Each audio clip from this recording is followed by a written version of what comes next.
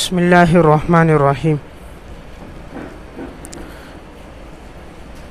آج کے درس کا عنوان ہے کتب اصول فقہ کا تعارف۔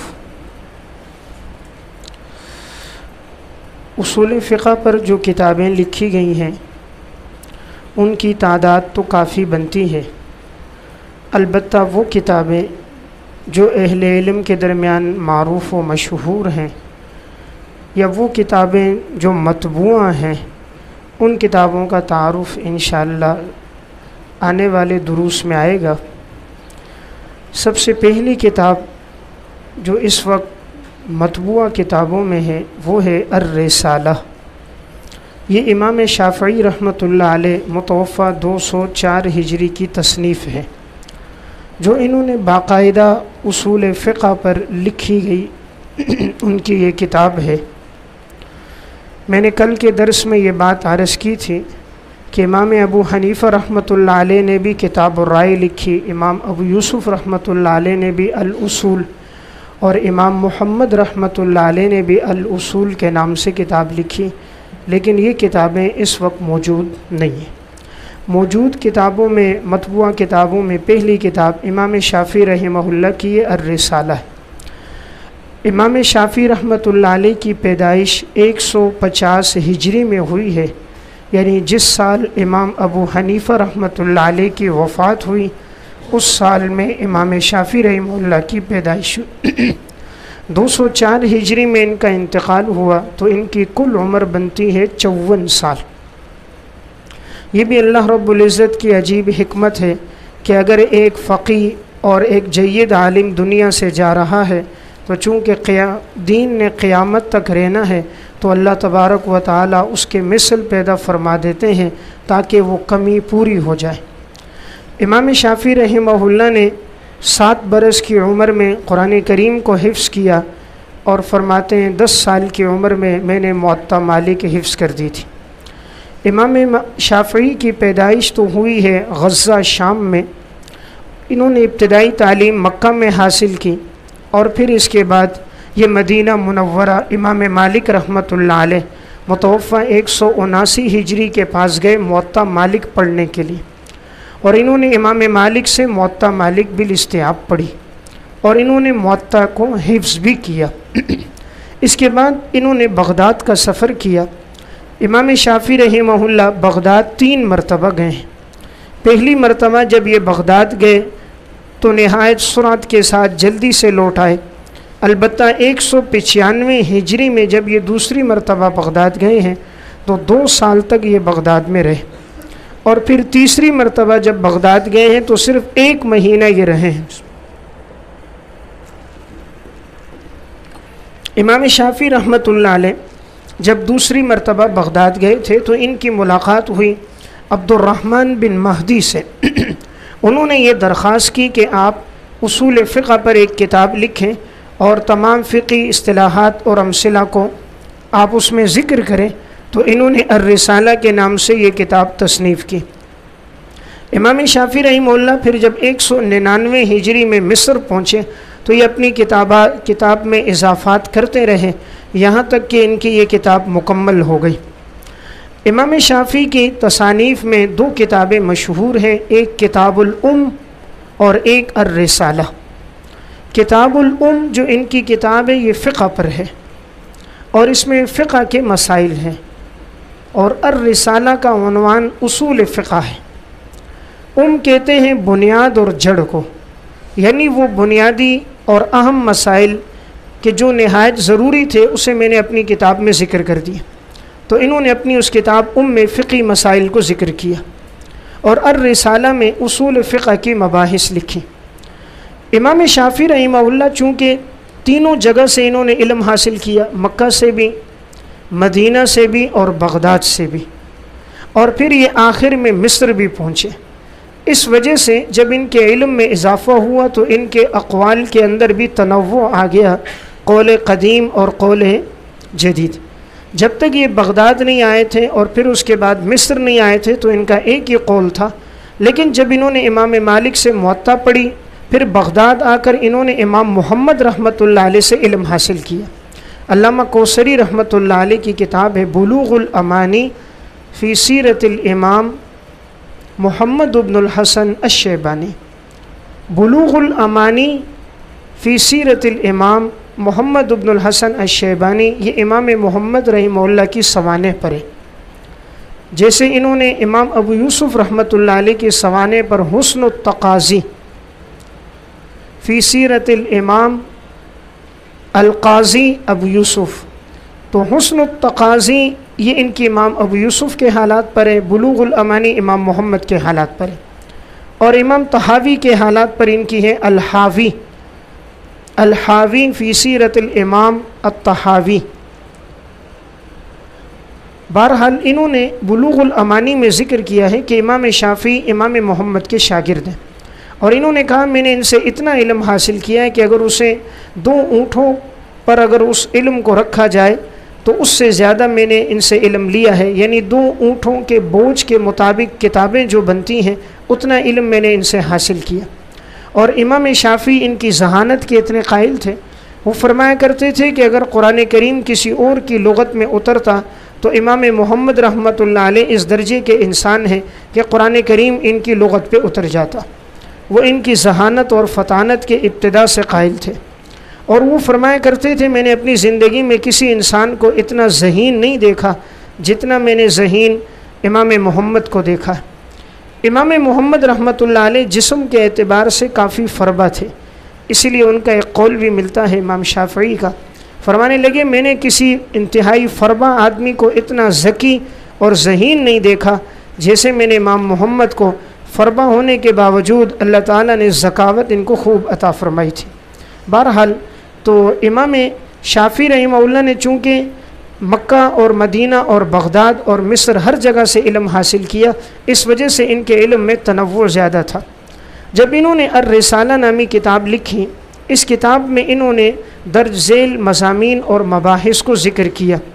انہوں نے اپنی اس کتاب میں ایک باب رکھا ہے باب کیف البیان، جس میں انہوں نے بیان کی وضاحت کی ہے، بیان کی اقسام بیان کی ہیں۔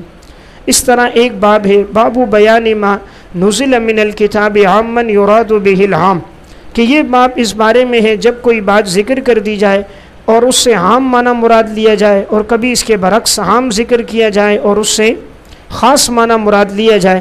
اسی طرح بیان فرض اللہ فی کتابہ اتباع سنت نبیہ، اس میں انہوں نے بیان کیا کہ آپ صلی اللہ علیہ وسلم کی سنت کی اتباع کرنا ضروری ہے۔ اسی طرح الناسخ والمنسوخ کے نام سے ابتدا میں انہوں نے بڑی مفید بحث کی ہے، ان سے پہلے کسی نے اس انداز میں ناسخ منسوخ کی تشریح نہیں کی تھی۔ اسی طرح باب خبر الواحد میں خبر واحد کی حجیت کو ثابت کیا، چونکہ اس دور میں معتزلہ خبر واحد کی حجیت کو نہیں مانتے تھے تو انہوں نے آیات اور احادیث سے استدلال کیا۔ الحجت فی تثبیت خبر الواحد کے عنوان میں خبر واحد کی حجیت کو انہوں نے دلائل سے ثابت کیا۔ باب الاجماع کے تحت انہوں نے اجماع کی حجیت اور اجماع کی حجیت پر دلائل اور اس کا تذکرہ اور اجماعی مسائل کا تذکرہ کیا۔ اسی طرح انہوں نے باب الاجتہاد، باب الاستحسان اور باب اقاویل الصحابہ، ان عنوانات کے تحت انہوں نے مشہور تفصیلی مباحث ذکر کی۔ امام شافعی رحمہ اللہ کی آراء میں پختگی تب آئی جب یہ آخر میں مصر بھی پہنچے۔ ان تینوں جگہ سے علم حاصل کرنے کے بعد، یعنی مکہ، مدینہ اور بغداد کے بعد یہ مصر پہنچے، وہاں کے حالات انہوں نے دیکھے، خاص طور پہ عرف، حضارت، تابعین کے آثار، تابعین کی آراء ان کے سامنے آئی تو ان کے علم میں پختگی آ گئی، اس لیے انہوں نے ان تمام مباحث کو یکجا کر دیا۔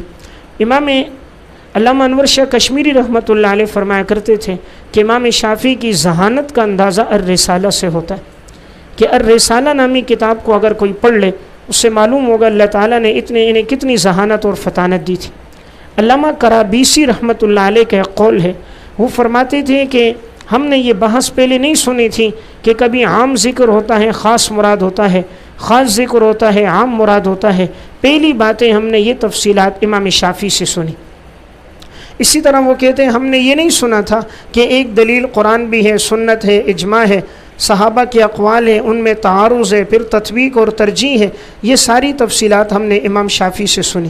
تو بہرحال امام شافعی اس علم کے اس اعتبار سے مجد ہیں کہ اس وقت مطبوعہ کتابوں میں یہ ان کی سب سے پہلی کتاب اس فن پر ہے۔ یہ کتاب اس وقت شیخ احمد شاکر کی تحقیق کے ساتھ 598 صفحات پر مشتمل مکتبۃ الحلبی مصر سے یہ کتاب طبع ہے۔ امام شافعی رحمہ اللہ کے حالات، جیسے میں نے بات عرض کی، مناقب الشافعی کے نام سے امام بہقی کی کتاب بھی ہے، امام رازی رحمۃ اللہ علیہ کی بھی ہے، اور مناقب پر عبد الرحمن بن ابی حاتم رازی، عبد الرحمن بن ابی حاتم رازی، امام رازی اور امام بہقی رحمۃ اللہ علیہ، اور توالی و تأسیس حافظ ابن حجر رحمۃ اللہ علیہ، اور اسی طرح امام ابو زہرہ کی کتاب الشافعی حیاتہ وعصرہ وآراؤہ وفقہہ، امام ابو زہرہ کی کتاب ہے جس میں انہوں نے تفصیلاً امام شافعی کے حالات لکھے۔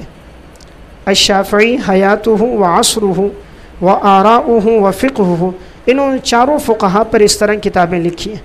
امام ابو حنیفہ پر بھی ابو حنیفہ حیاتہ وعصرہ وآراؤہ وفقہہ، امام مالک پر، امام احمد پر، امام شافعی پر، علامہ ابن تیمیہ رحمۃ اللہ علیہ پر، علامہ ابن تیمیہ پر بھی ان کی کتاب ہے۔ اسی طرح اصول الفقہ، یہ بھی ابو زہرہ کی کتاب ہے۔ بہرحال یہ 6 کی 6 کتابیں ان کی نہایت مفید کتابیں ہیں۔ اس فن پر دوسری کتاب جو اس وقت طبع ہے وہ ہے اصول الکرخی، امام ابو الحسن کرخی رحمۃ اللہ علیہ، متوفہ 340 ہجری۔ یہ امام طحاوی رحمۃ اللہ علیہ متوفہ 321 ہجری کے ہم عصر ہیں، اور امام کرخی رحمۃ اللہ علیہ کے تلامذہ میں مشہور علامہ ابو بکر جساس متوفہ 370 ہجری ہیں۔ علامہ جساس وہی ہیں جن کی مشہور تفسیر ہے احکام القرآن، اور اصول فقہ پر جن کی کتاب ہے الفصول فی الاصول کے نام سے۔ یہ امام کرخی رحمۃ اللہ علیہ کی جو کتاب ہے اصول الکرخی کے نام سے، اس میں انہوں نے 39 قواعد کو ذکر کیا ہے۔ اصول الکرخی میں 39 قواعد کا تذکرہ ہوا ہے۔ جیسے انہوں نے ایک اصول لکھا، الاصل ان ما ثبت بالیقین لا یزول بالشک، اصول یہ کہ جو چیز یقین سے ثابت ہوگی وہ شک سے زائل نہیں ہوگی۔ اس طرح کے انہوں نے اصول بیان کیے۔ ضرورت تھی ان اصولوں کی تشریح، وضاحت اور تفریعات ذکر کی جائیں، تو امام نصفی رحمۃ اللہ علیہ متوفہ 537 ہجری، امام نصفی رحمۃ اللہ علیہ متوفہ 537 ہجری نے ان اصولوں کی تشریح اور امثلہ ذکر کیے، اصول کرخی کی۔ دیکھیں یہ امام نصفی وہ ہیں جنہوں نے العقائد لکھی ہے، شرح العقائد تو علامہ تفتزانی کی ہیں، اور عقائد متن اسی امام عمر نصفی کا ہے، اور فقہ میں ان کی کتاب منظومۃ الخلافیات جس کا تعارف گزر گیا، جس میں انہوں نے اشعار کی صورت میں فقہ کے مسائل کو بیان کیا تھا۔ تو یہ جو اصول امام کرخی نے 39 بیان کیے، تو انہوں نے ان اصولوں کے لیے مثالیں بیان کی۔ البتہ اس میں بعض اصول ایسے ہیں جو کلیات ہیں، جن کے تحت تفریعات آتی ہیں، بعض کے تحت نہیں آتی۔ تو مولانا عبد القدوس ہاشمی، انہوں نے اصول کرخی کا جو اردو زبان میں ترجمہ ہوا ہے وہ ترجمہ کیا ہے حضرت مولانا عبد الرحیم اشرف صاحب نے۔ عبد الرحیم اشرف صاحب نے اردو زبان میں ترجمہ کیا، اور اس پر مقدمہ لکھا مولانا عبد القدوس ہاشمی نے۔ اس نے اس مقدمے میں انہوں نے یہ بات ذکر کی ہے کہ اس میں 39 میں 36 اصول جو ہیں وہ کلیات ہیں، 3 اصول کلیات نہیں، یعنی ان کے تحت تفریعات نہیں آتی۔ 36 کے تحت تفریعات آتی ہیں، 3 اصول کلیات نہیں ہیں، اس کے تحت تفریعات نہیں آتی۔ یہ اردو ترجمہ اور یہ وضاحت یہ اس وقت طبع ہے میر محمد کتب خانے سے۔ اسی طرح یہ اردو ترجمہ اور تشریح جو ہے یہ ادارہ تحقیقات اسلامی اسلام آباد سے بھی طبع ہے، یعنی اصل کتاب تو میر محمد سے طبع ہے اصول الکرخی، میر محمد کتب خانے سے یہ کتاب مختصر طبع ہے، اور یہ جو اردو ترجمہ اگر کسی نے پڑھنا ہو وضاحت کے ساتھ، امثلہ کے ساتھ، تو یہ ادارہ تحقیقات اسلامی اسلام آباد سے یہ طبع ہے۔ مصطفیٰ احمد زرقاء ایک بڑے عالم گزرے ہیں، فقہ میں اللہ نے ان کو بڑی دسترس دی تھی۔ ان کی ایک کتاب ہے القواعد الکلیہ ماخوذۃ من مدخل الفقہی العام الی الحقوق المدنیہ۔ اس میں انہوں نے جو بات ذکر کی ہے، ان کی رائے یہ ہے کہ اس کتاب میں جو کلی قواعد ہیں وہ 37 ہیں۔ ان کی رائے یہ کہ 37 قواعد ہیں، لیکن جیسے میں نے بات عرض کی کہ حقیقت میں قاعدے 39 ہیں، لیکن کلیات کے اعتبار سے کہ جن کے تحت امثلہ آتی ہیں وہ مولانا عبدالقدوس کی تحقیق میں 36 ہیں اور ان کی تحقیق میں 37 ہیں، ورنہ فی نفسی ہی قواعد 39 ہیں۔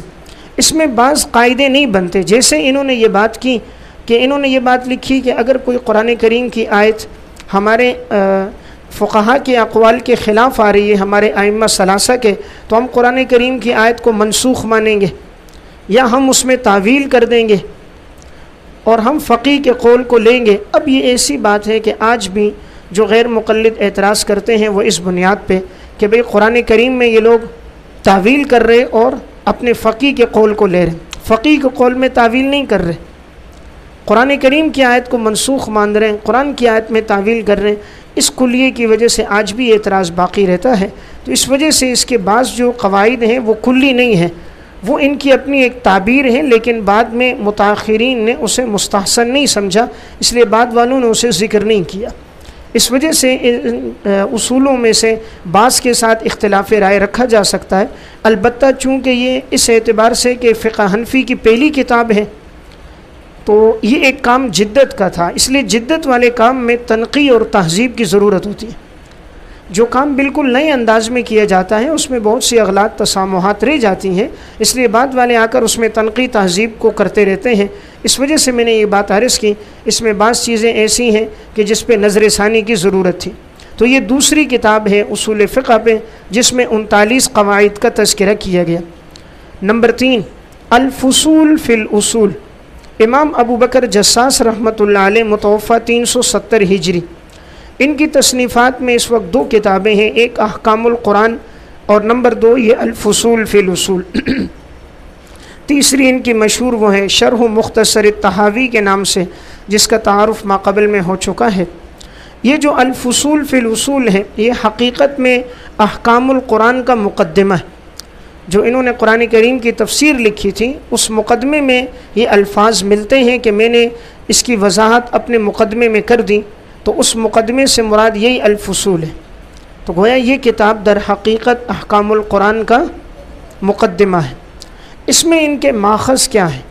2 ان کے ماخذ ہیں، نمبر 1 امام جساس کے شیوخ اور ان کی کتابیں، اور نمبر 2 وہ اصولی کتابیں جو ان کو اپنے زمانے میں دستیاب ہوئیں، ان سے انہوں نے استفادہ کر کے اس کتاب کو مرتب کیا۔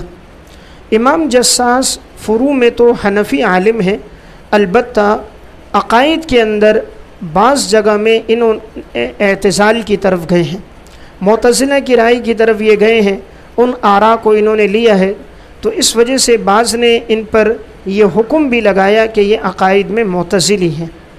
لیکن انصاف کی بات یہ ہے کہ یہ تمام عقائد میں تو معتزلی نہیں تھے، البتہ بعض عقائد میں یہ اعتزال سے ضرور متاثر تھے۔ ایسی کون کون سی جگہیں ہیں جہاں انہوں نے اعتزال کی رعایت رکھ کر بات کی ہے؟ تو التفسیر والمفسرون محمد حسین ذہبی کی کتاب ہے، التفسیر والمفسرون 3 جلدوں میں محمد حسین ذہبی کی کتاب ہے، جس کتاب میں انہوں نے ان تمام جگہوں کی نشاندہی کی ہے جن جگہوں میں انہوں نے ایسی بات کی ہے جس میں اعتزال کی رعایت رکھی ہے، اہل سنت سے ہٹ کر انہوں نے بات کی ہے۔ بعض جگہ انہوں نے سحر کی تاثیر کا بھی انکار کیا ہے۔ اسی طرح حضرت معاویہ رضی اللہ تعالیٰ عنہ کے بارے میں بھی ان کے قلم سے بڑے سخت الفاظ نکلے ہیں، اور اسی طرح امام شافعی رحمہ اللہ کے خلاف بھی ان کا قلم بہت سخت چلا ہے، اس کتاب میں بھی چلا احکام القرآن میں۔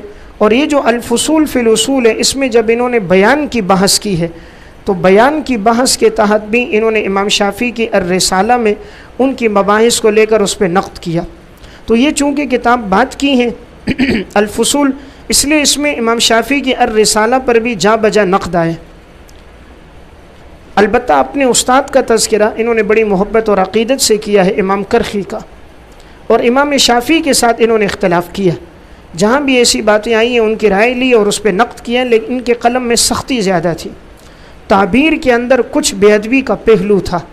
اس وجہ سے بعد کے علماء نے، محققین اور معتدل علماء نے اس رویے کو اور اس طرز اور اسلوب کو پسند نہیں کیا، تو انہوں نے بعض جگہ یہ اعتزال کی رعایت رکھی ہے۔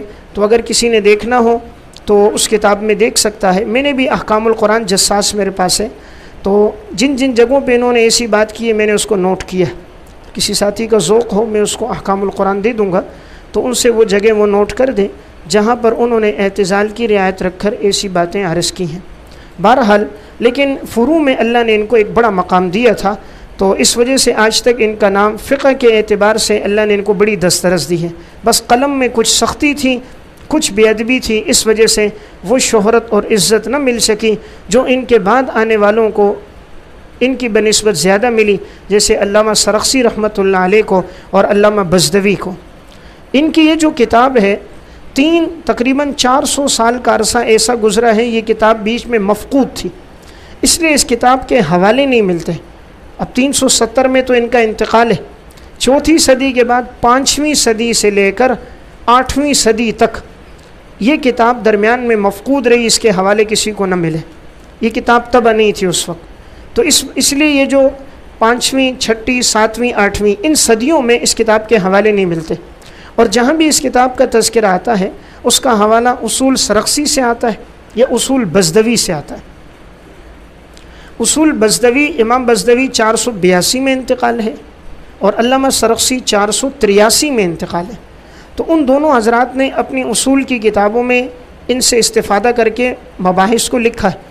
ممکن ہے ان حضرات کے پاس یہ کتاب موجود ہو، لیکن بعد کی صدیوں میں یہ کتاب موجود نہیں تھی، اس لیے اس سے ہو بہو وہ استفادہ نہیں کیا جا سکا۔ اس کتاب میں انہوں نے کون سی مباحث ذکر کی ہیں؟ انہوں نے عام، خاص، محکم، مجمل، متشابہ، حقیقت، مجاز، امر، نہی، ناسخ منسوخ، بیان کی اقسام، خبر واحد، خبر مرسل، افعال النبی صلی اللہ علیہ وسلم، اقوال صحابہ، اجماع، قیاس و اجتہاد، استحسان، علل شرعیہ، تقلید مجتہد اور دیگر کئی اہم موضوعات پر انہوں نے قدر تفصیل سے اس میں بحث کی ہے۔ یہ کتاب بڑی مفید ہے، اللہ رب العزت نے توفیق دی۔ جس وقت میں فقہ اسلامی کے ذیلی ماخذ لکھ رہا تھا، الحمدللہ میں نے اس کو بالاستیاب پڑھا، اور اس سے کئی مباحث اس کتاب میں موجود ہیں۔ خاص طور پہ قیاس کی حجیت پر آیات اور احادیث سے جتنے استدلال انہوں نے کیے ہیں کسی نے نہیں کیا۔ ہم تو ایک ہی آیت سنتے آئے، فَاعْتَبِرُوا يَا أُولِي الْأَبْصَارِ، لیکن اس کے علاوہ کون کون سی آیات سے قیاس کی حجیت ہے، کن احادیث سے حجیت ہے، کن آثار سے حجیت ہے، یہ اس اسلوب سب سے پہلے انہوں نے اختیار کیا، اور پھر جتنے معترضین کے دلائل ہیں ان کے جوابات انہوں نے دیے۔ قیاس کی حجیت کو انہوں نے بڑے ٹھوس دلائل سے ثابت کیا، صرف نقل سے نہیں، عقل سے ثابت کیا۔ اس میں کئی مباحث اس کتاب میں موجود ہیں، اگر آپ کا ذوق ہو پڑھ لیں تو الحمدللہ اس کتاب کے پڑھنے سے آپ کو اندازہ ہوگا فقہ، اصول فقہ میں اور فقہ میں اللہ نے علماء احناف کو بڑی دسترس دی ہے، ان کی فقہی خدمات سب سے نمایاں ہیں۔ تو بہرحال اصول سرخسی اور اصول بزدوی میں اس کتاب کے پہلے حوالے ملتے تھے، اور اس وقت یہ کتاب طبع نہیں تھی۔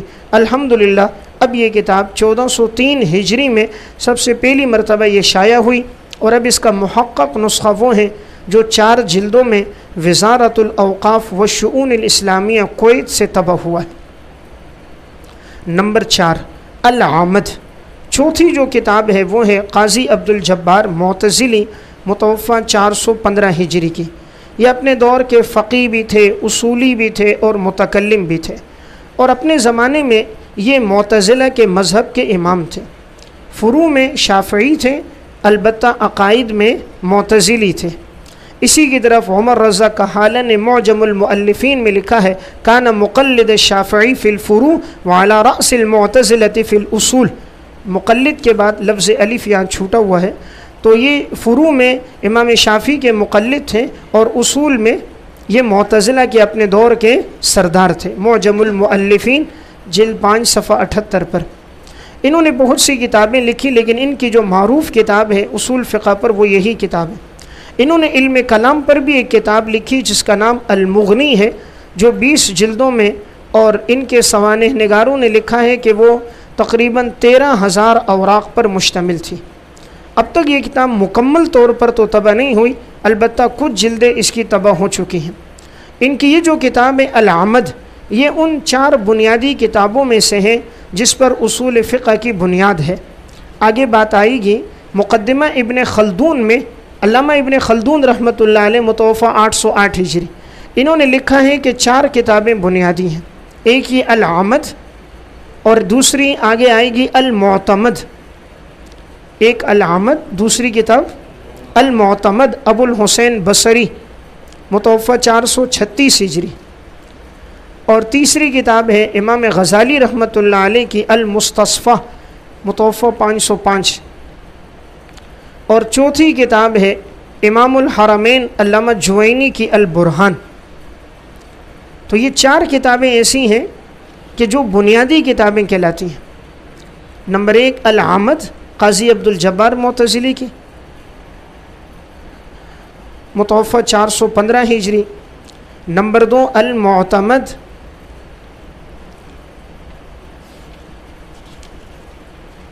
इमाम अबुल हुसैन मुअतज़िली मुतवफ़ा 436 की, और नंबर 3 अल-मुस्तस्फ़ा इमाम गज़ाली रहमतुल्लाह अलैह की मुतवफ़ा 505 हिजरी, और नंबर 4 अल-बुरहान फ़ी उसूल फ़िक़्ह अल्लामा जुवैनी मुतवफ़ा 478 हिजरी। तो ये बात है मुक़द्दिमा इब्न खल्दून सफ़ा 455 पर। सफ़ा 455 पर मुक़दमे में उन्होंने सराहत की कि ये 4 किताबें अहम थीं। फिर बाद में इमाम राज़ी रहमतुल्लाह अलैह की जो अल-महसूल लिखी गई है उसको बुनियाद, जैसे मैंने कल अर्ज़ किया था, वो इन्हीं 4 किताबों को सामने रख कर उस किताब को लिखा गया। बहरहाल तो ये क़ाज़ी अब्दुल जब्बार की किताब है अल-आमद के नाम से। इस किताब के अंदर 3 अबवाब हैं अल-आमद में। एक अल-इज्मा, नंबर 2 क़ियास, और नंबर 3 इज्तिहाद। अब इस किताब पर मुतअद्दिद अहले इल्म ने इस पे PhD की डिग्री हासिल की और इस पर तहक़ीक़ की है। जैसे मोहम्मद जमाल ने तहक़ीक़ और तालीक़ की करके दरासात इस्लामिया से उन्होंने PhD की डिग्री हासिल की। इसी तरह क़ाज़ी अब्दुल जब्बार के अल-आमद के दूसरे हिस्से पर डॉक्टर अब्दुल हमीद ने तहक़ीक़ की है, जिस पर उन्हें ये डिग्री मिली। तो अब ये किताब 3 अबवाब की सूरत में तबाह हो चुकी है। इस किताब की फिर शरह लिखी है, जिसका तारुफ़ इंशाअल्लाह आगे आएगा। वह इमाम अबुल हुसैन बसरी ने फिर इसकी शरह लिखी और उसका नाम रखा अल-मुअतमद। तो किताब थी आमद और शरह है अल-मुअतमद के नाम से।